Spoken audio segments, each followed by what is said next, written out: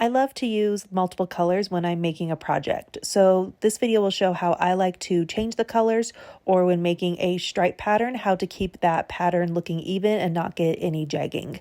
So first you're going to cast on and crank as many rows as you want with your first color. I chose to do purple. Then you want to put your yarn skein in the middle of the machine when you're ready to change colors. Then you also want to take the end of your working yarn out of the yarn holder and put it on the left side of your 48th needle. This is the white needle on my machine, and this is your last needle.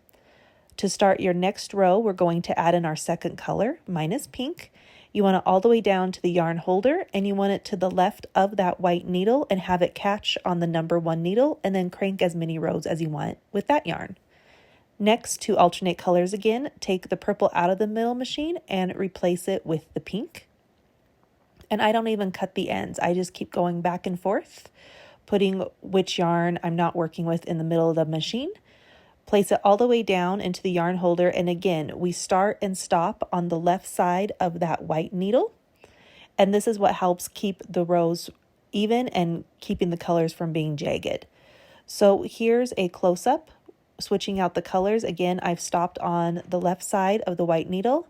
I put the purple in the middle of my machine. Now I'm adding in the pink. Make sure it is also on the left side of the white needle and have it catch on the number 1 needle, and continue to crank as many rows as you want. And you're going to alternate this process back and forth until you have as many rows as you need for your project.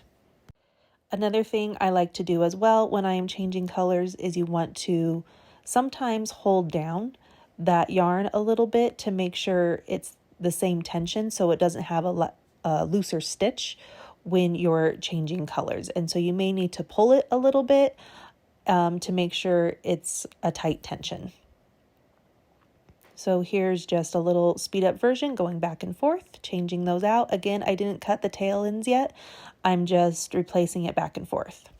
Now the project is off of the machine. We cast it off. You can see how it looks a little jagged, but that's because we have not tied down our yarn. So here's on the inside, I'm just going to cut the tail ends now of my yarn, and then you give it a little bit of a pull, but not too much. You want to keep it around that same tension of your other knit stitches, and tie down the tail ends of your yarn. Once you do this, you're going to see the rows now line up really nicely, and you can't tell where the row started or where the row ended when you were changing colors unless you kind of feel that knot. That's really the only indication on the right side or on the knit side where you changed colors. So I'm just going to finish tying and securing these all down.